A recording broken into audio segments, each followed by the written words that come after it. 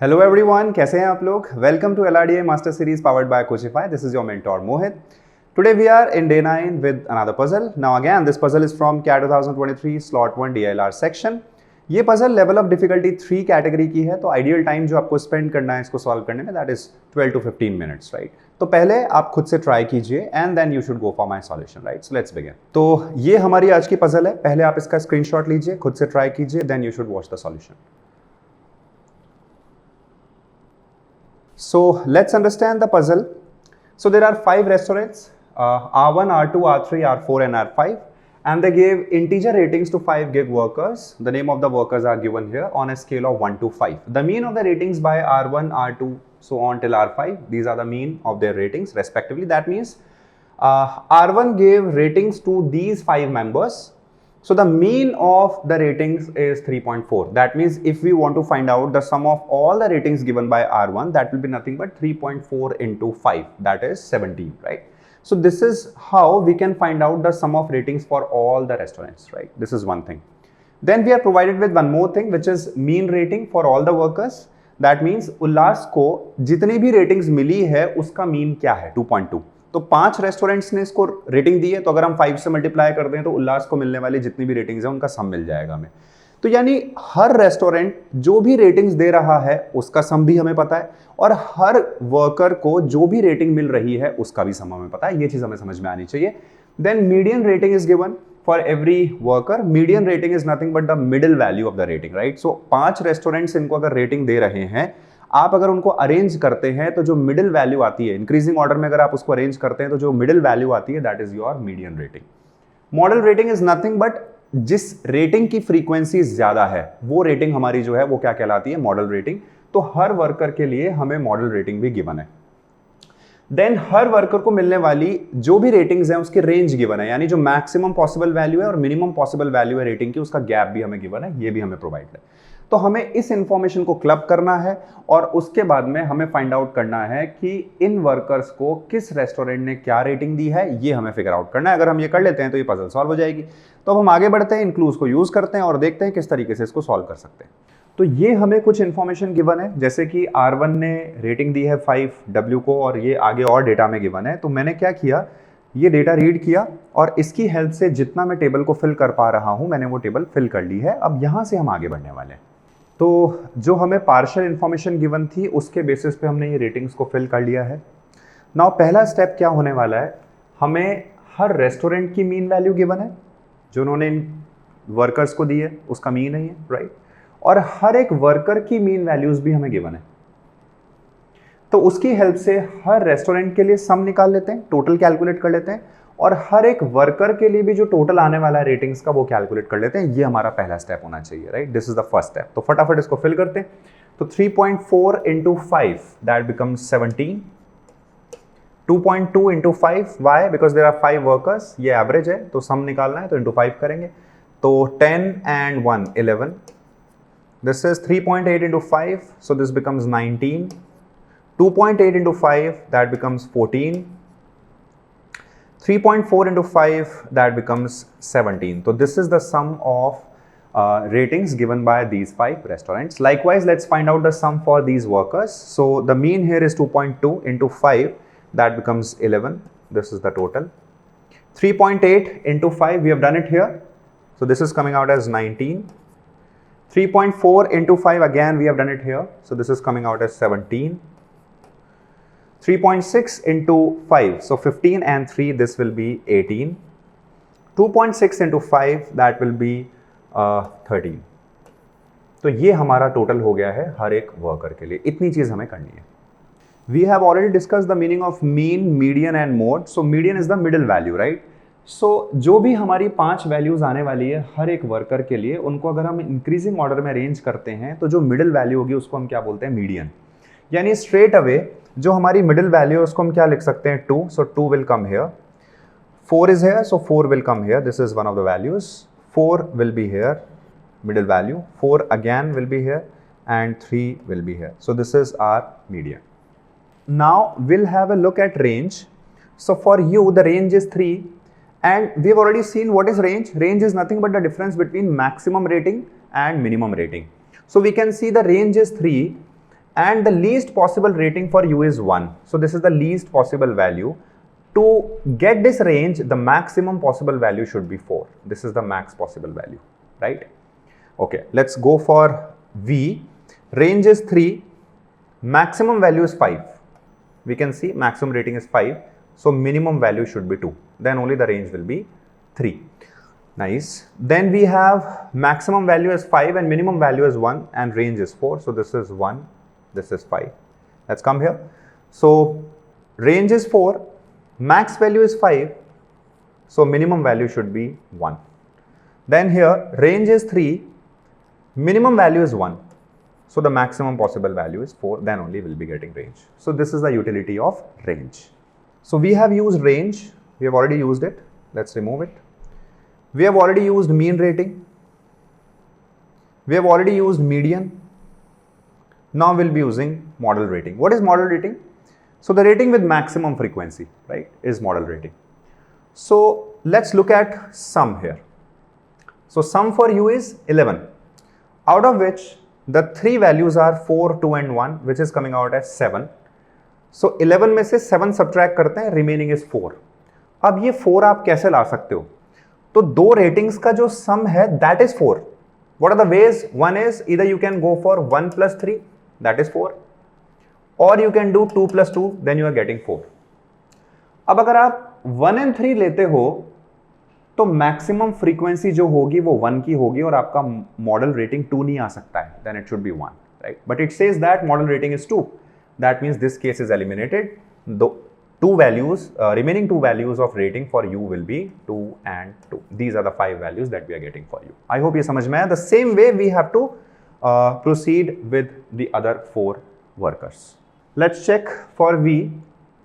So the sum of 3 values is 11. The total for V is 19. So 19 minus 11 is 8. That means the sum of the remaining 2 values is coming out as 8. What are the ways? One is 3 plus 5 is 8. Or 4 plus 4 is 8, because the maximum rating is 5, so you cannot take 2 and 6, right? Now if we go for 3 and 5, then the model rating should be 5 and not 4. That means this case is getting eliminated. The remaining 2 values are 4 each. Let's check it for W. So the sum is 17, out of which we can see one more. So the rating for W involves 2 5s already, right? So that means 1 5 will be here. So if we do the sum 10 and 5, 15, that means this value is nothing but 2. So this is the value for W. Okay. Let's check it for X. So there are 2 5s again. That means 1 5 will be here, right?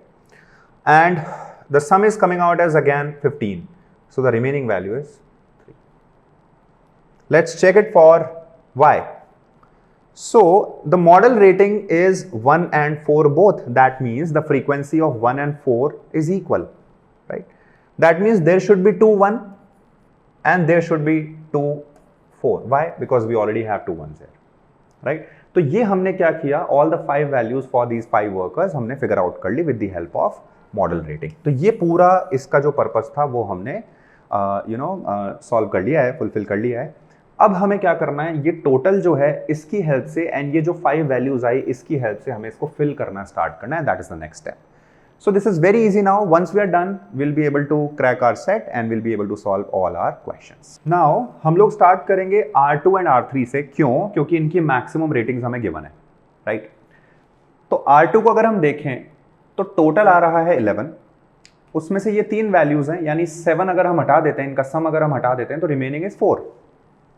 यानी ये जो दोनों ratings हैं इनका सम कितना होना चाहिए? 4 होना चाहिए. क्या क्या वेज हैं? एक तरीका है 1 and 3 4 हो जाएगा, एक तरीका है 2 and 2 4 हो जाएगा. But if you go for 1 and 3 you cannot see any 3 in any of these values. That means this case is eliminated. That means ये दोनों वैल्यूज जो हैं वो क्या हो गई हैं? 2 and 2. These are the values, right? तो एक 5 ऑलरेडी आ चुका है, एक ही 5 है आउट ऑफ दीज 5 वैल्यूज. एक 2 भी आ गया, तो यानी रिमेनिंग सारे क्या हैं यहाँ पे? 4. ठीक है. अभी we are already with total for R3 19. उसमें से ही हटाते हैं, दिस इज 15, तो रिमेनिंग इज 4. दैट मीन्स 4 यहाँ गया.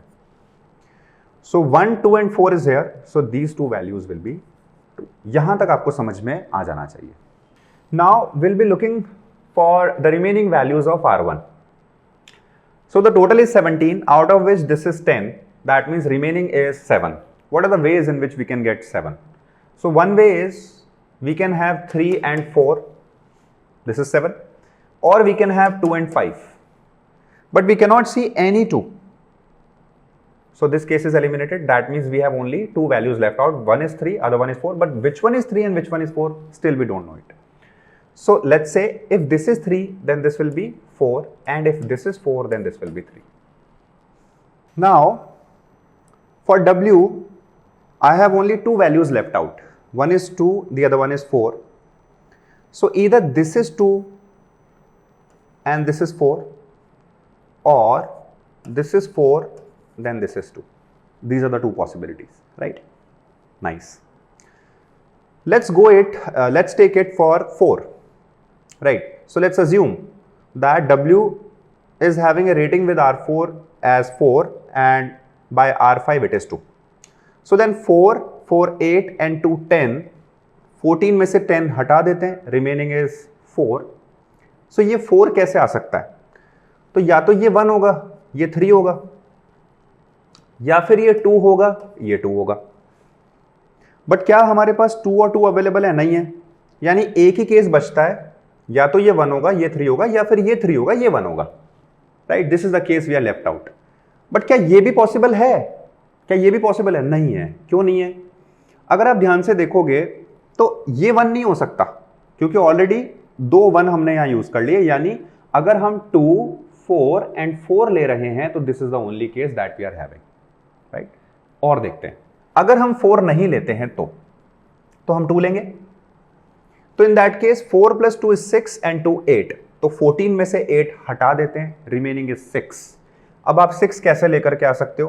तो या तो आप 1 and 5 करोगे, या फिर आप 2 and 4 करोगे, या फिर आप 3 and 3 करोगे, तब जाकर के आपका 6 आएगा. These are the possibilities.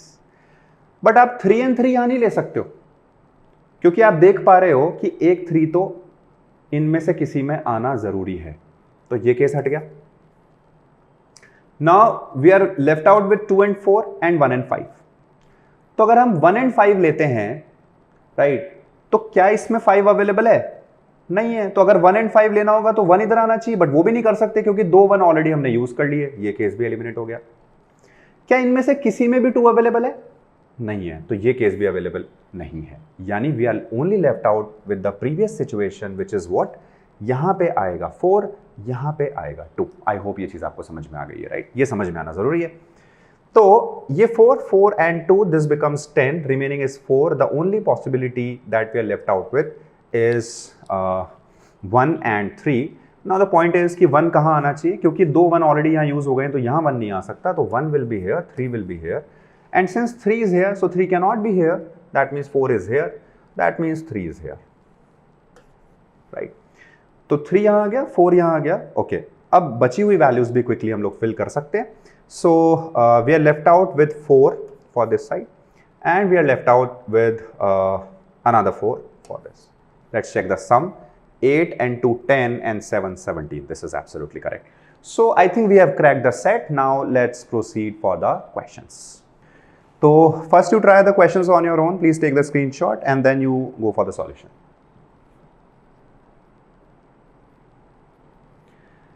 How many individual ratings cannot be determined from the above information? All the ratings can be determined. Correct answer is 0. To how many workers did R2 give a rating of 4? R2 ने 4 rating किसको दिए? कितने workers को दिए? Correct answer is 0. किसी को नहीं दिए. ठीक है.